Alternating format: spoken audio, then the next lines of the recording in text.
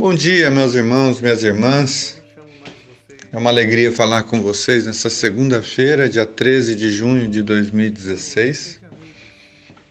Ao mesmo tempo que é triste, porque o tema que eu gostaria de trazer para reflexão é triste, é angustiante, é motivo de muitas lágrimas. Nós acompanhamos esse final de semana o atentado terrorista lá nos Estados Unidos, a uma boate gay em Orlando, onde um homem entrou armado e matou 50 pessoas. É triste porque ele era aliado a determinados grupos extremistas, jurou lealdade a ideologias radicais dos muçulmanos radicais, porque existem grupos muçulmanos que sabem conviver pacificamente com outras religiões e outras formas de pensamento, mas há grupos extremistas, terroristas, e isso motivou a matar 50 pessoas, e depois disso foi morto pelos policiais dos Estados Unidos. Esse é um tema muito complexo. É um tema de contraditoriedades, de pensamentos diferentes. É um tema polêmico, porque envolve a homossexualidade, envolve o fato de que era uma boate gay. E é possível que você termine esse áudio dizendo: eu não concordo com você, eu não acho que você esteja correto no seu pensamento, e você tem todo o direito de pensar assim. Mas, na verdade, esse homem, ele não matou 50 gays, ele matou 50 seres humanos, antes de tudo. É triste a gente saber que ainda há pessoas na Terra que matam em nome de Deus, que acham estar prestando culto a Deus quando matam pessoas. Extremistas, religiosos, fanáticos, que querem eliminar as diferenças, que querem fazer sumir todos aqueles que são diferentes daquilo que acreditam. E essa é uma das características do fanatismo religioso. Não há diálogo, não há o desejo de lidar com o contraditório, não há a tentativa de conviver com pessoas que pensam diferente, fazem diferente, tratam as coisas sob uma perspectiva diferente. Pelo contrário, querem homogeneizar a terra, de tal forma a tornar todos participantes e crentes das suas crenças. E essa postura não é somente encontrada dentre os muçulmanos extremistas radicais. Isso é encontrado em todas as religiões, em todas as formas de espiritualidade. Já se matou muito em nome de Jesus, por exemplo. Nas cruzadas, nas inquisições, em nome da moral. Já houveram muitos protestantes na história da humanidade que mataram em nome da moral. Outros que não mataram fisicamente, mas mataram no sentido de tornar o outro nulo no seu coração. Conforme Jesus disse que matar não é apenas tirar a vida, mas é odiar o seu irmão. É chamar o seu irmão de raca, tolo, nulo, sem importância. É transformar o outro em alguém invisível. É tirar o outro da possibilidade de ser alcançado pela nossa misericórdia, pelo nosso amor, pela nossa bondade e compaixão. Quando eu excluo o outro da minha vida, me tornando indiferente a ele, dando a ele o status de sem importância, eu estou agindo como um extremista radical, eu estou compartilhando dessa ideia de matar em nome de Deus. É muito triste a gente viver em uma sociedade que não sabe lidar com as diferenças, que se sente ameaçado com as diferenças. Isso só prova a fragilidade da nossa fé. Parece que um terrorista que é capaz de matar em nome de Deus é um cara forte, é um cara corajoso, não é? Mas, pelo contrário, é o mais covarde de todos os homens. E a sua covardia consiste nisso. Ele não está disposto a se encarar. Ele não está disposto a lidar com as diferenças. Ele não tem coragem de questionar os próprios pensamentos e crenças. Não tem coragem de colocar na mesa aquilo que ele acredita e dar a oportunidade de fazer interpelações, questionamentos e levantarem novas perspectivas sobre aquele assunto.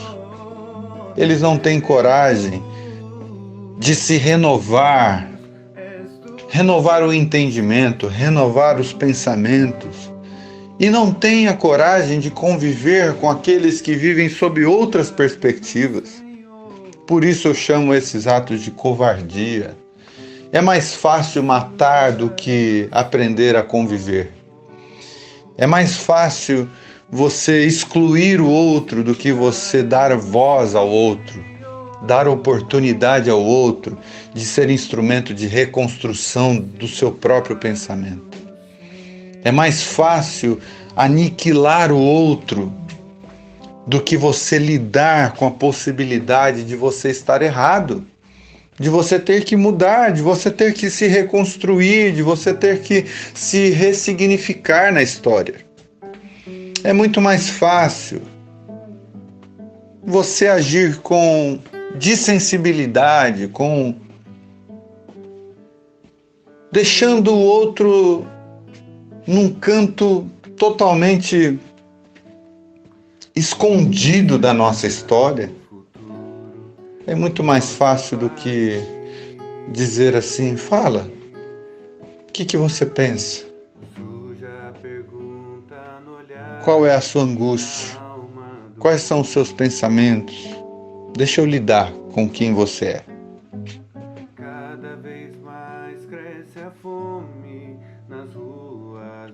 Eu gostaria de perguntar para vocês que estão me ouvindo, como que vocês lidam com as diferenças? E usando esse exemplo e essa catástrofe como exemplo, como você lida com a homossexualidade, com pessoas que não sentem atração física por pessoas do sexo oposto, mas por pessoas do mesmo sexo? Como que você lida com essas pessoas?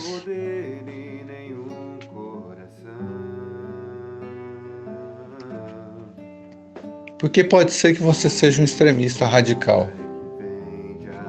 Pode ser que você seja, em nome do zelo da sua fé, alguém que prefere matar do que ouvir, julgar e condenar do que dialogar, aniquilar ao invés de aprender a conviver com os dilemas da existência humana. Pode ser que você, que se diz um seguidor de Jesus, jamais tomaria a iniciativa de conversar com uma mulher que já teve 5 maridos.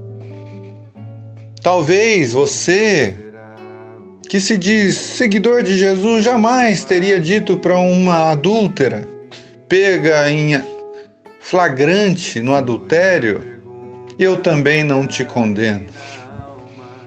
Talvez jamais passaria na sua cabeça dizer isso para uma prostituta: eu também não te condeno, vá e não peques mais.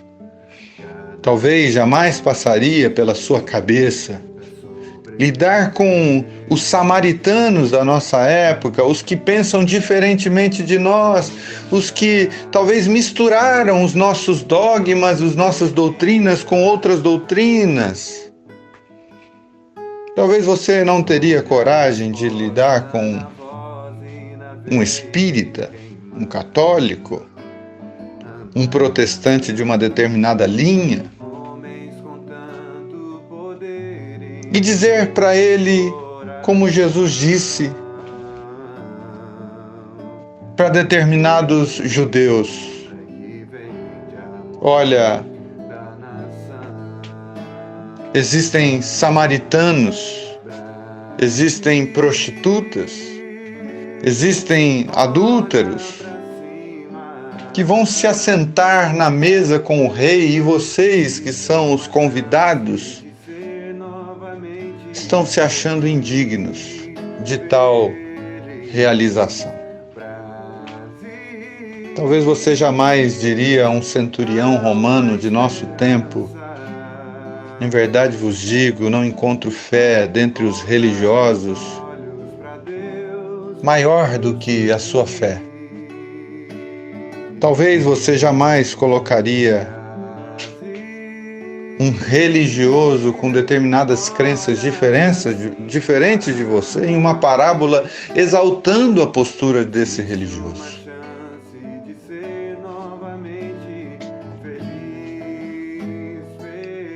Talvez você não faça isso por se achar um guardador fiel da sua fé. Mas não se esqueça de olhar para Jesus. Não se esqueça de ver como ele agia, como ele tratava. Não se esqueça de perceber quantos paradigmas Jesus rompeu em seu tempo. E se você se diz seguidor de Jesus, você precisa, de fato, agir como ele agiu. Não há espaço para terrorismos, não há espaços para matança em nome da fé, não há espaços para posturas fundamentalistas, extremas, radicais, terroristas. Em Jesus, todo ser humano é tratado como seres humanos. E o que passar disso não faz parte da religião de Jesus. Tenha uma segunda-feira maravilhosa, meus irmãos.